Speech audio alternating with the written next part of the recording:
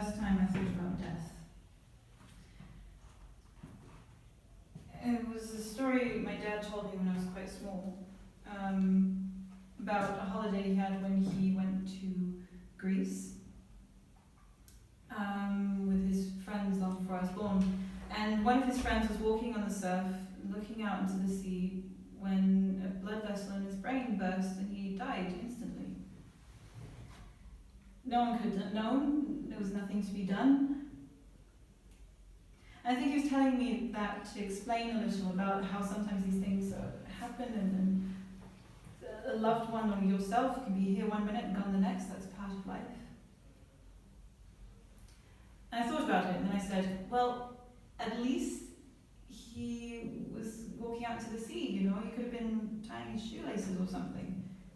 And he just sort of looked at me, and so I thought I had to clarify, well, because, you know, then the last thing he would have seen would have been his shoes. At least he was looking at something beautiful and extraordinary. If that happened anyway, that's quite lucky. I'm lucky. Totally, absolutely. Every emotion I have is a blessing, because I know what it's like to not have them. I know many people do, and it's the worst thing I know. I have to be on myself 24 hours a day, 7 days a week to not be like that. It's a full-time job. Depression is, it's like when you cup your hands over your ears and then everything you say is so painfully loud and everything everyone else says isn't quite clear, and then you've got these damn weights around your muscles and joints, and moving takes up more determination than you could have expected. Determination which fucks off for a plank. But then there are those days where you feel yourself again and your senses are alive and you can see all the colours that you usually think, and you burn with a passion for everything around you because you know that maybe it's your last chance. You see the value in accepting love when you have a chance and making a home for love, because then there's just more love in your life. So you end up stocking up on love and lucky experiences like a squirrel with nuts waiting for winter. And then you have to go into hibernation again, which would be fine if you could understand why, or the good that it gives you, but in that moment you just can't. All you can see is the inside of your brain, the numb feeling of it, like when you realize that you have to say goodbye to a dear friend and your heart and stomach fade. It's that sensation, but in the center of your brain, like all the blood is drained and running down its stem, and all you can say is, well, fuck. I guess I've got to lie here until I can get up again. And people expect you to be sad. They wait on pain and disappointment. Not even because they know that I'm depressed, they just expect me to be, since that's the natural order of our society. Everybody's tired and full of regret, apparently. These people, they project their fears onto you. And I'm not talking about, you know, our fellow humanity. I'm not talking about how everyone knows that life is shit right now and everyone's got a fucking depression, anxiety, killer combination. I'm talking you and me. Here we go, let's have a conversation about life. And I'm fucking ecstatic, but how does that make you feel? Do you feel guilty that you can't feel things as strongly as me, or that you didn't follow your own dream? Because you know what, like, just work on being happy yourself and inspire me with your joy when I need it. Don't tell me to calm down. Don't make me feel guilty. Don't you dare try and keep me grounded. I do not need to think about the ground right now. I spend too much of my time imagining myself 6 feet under, and now's the time you want to tell me that I'm acting manic, that this life is rough and this is a tough path that I choose to walk. Am I absolutely sure I don't want to try something a little safer? I don't know. And people seem to be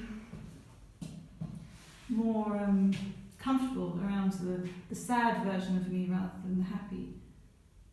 You know, if I walk into a room crying, friends will flock to me, clucking and ruffling their feathers in true mother hen fashion, ready to comfort my turbulent emotions, even if they don't like me. But if I burst into a room cackling and hooting because there's light in my life, there's love in my heart, people laugh. Some people might even feel a mood boost of their very own, but god damn if there isn't always someone who asks you what you're on right now.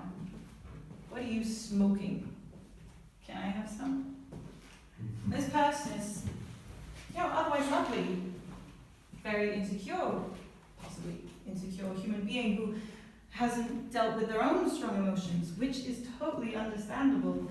And to be perfectly honest, you've got people on the other end of the spectrum who tell you that they know exactly how to comfort you, you can stop being sad, stop with the pity party already. There's people who love you, who care about you, be sad to see you go. Shouldn't that be enough?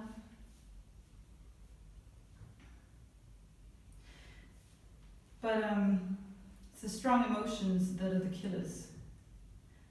The moment you let go of your grip on reality, the mechanical bull, you know for sure you're absolutely done for. That simply will not stand. You cannot lose control. As long as you stay strong, people will respect you. As long as you hold fast to that look of strength, and then if you can manage it, you give those in the know just the faintest hint that you are breaking, then all of the content people in your little world will bend over backwards trying to hold you, to save you, to kiss your scars and show you that it's okay to be scared. They're here, they've got you. You don't need to run. The moment you do let go, you mess with a delicate balance. They couldn't possibly be prepared for such a shitstorm. Maelstrom of high maintenance self-pity, red scratches under the eyelids and screaming and don't touch me. And then they need someone happy. Someone who looked like you at the beginning. And then there's those that fixate on saving you, but they don't have the slightest idea how to go about it. And the ones who would know can't because they're too busy with their own pain. So trusting people is kind of hard. I think the key is to just do it anyway. I think. Jury's still out on that one. But I mean, I have this theory, call me crazy, that the key would be to reject fear and embrace love. Maybe it really is as simple as just listening and acting on accepting and embracing one another.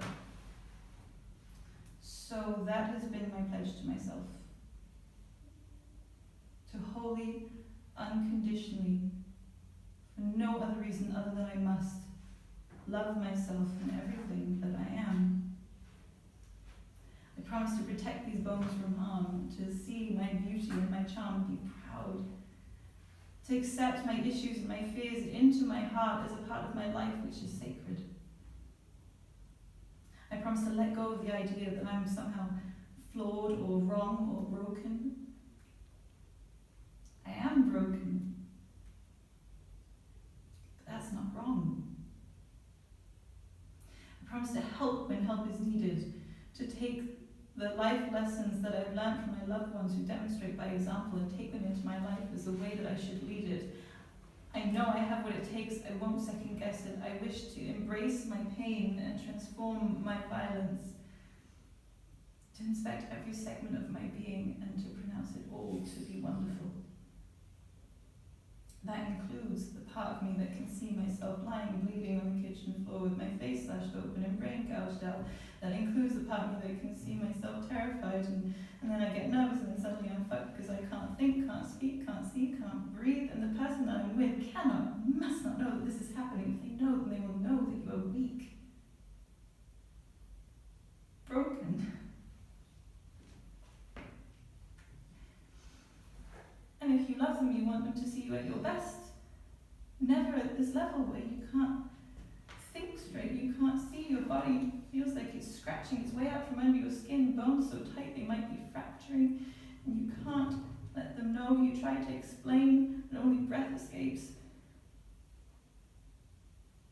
And all you can do is remain coolly elusive, the part of your brain just being observant of all your aches and pains, run around roundabout thoughts and Why you scrunched up your face just there? What caused that? And why have you not sunk to the ground yet? Is it because then you think you won't get up again because it really feels that way? Why are your legs bent like that? Would you feel better if you clenched the side of the kitchen counter? Should you move? Is it worth the effort to turn around and face the corner? Would it make it feel better just to know that the well has disappeared and all you can see is the inside of your brain and right up this pain until you can put the pieces back together a little bit better, a bit stronger if you can?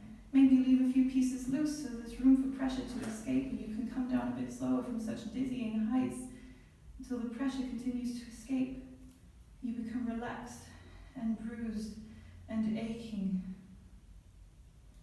but relaxed.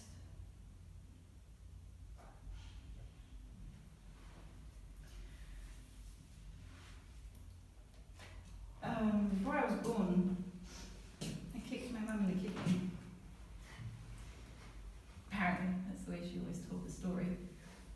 She might be joking. Either way, I was an aggressive little fetus, and she agreed with her doctors to cut me out of her, which is, understandable in the circumstances. But the thing is, when I say that I'm lucky and that I'm born lucky, I mean it quite literally. Because before I was born, my mother had surgery which involved stitches, and they forgot to take one of them out,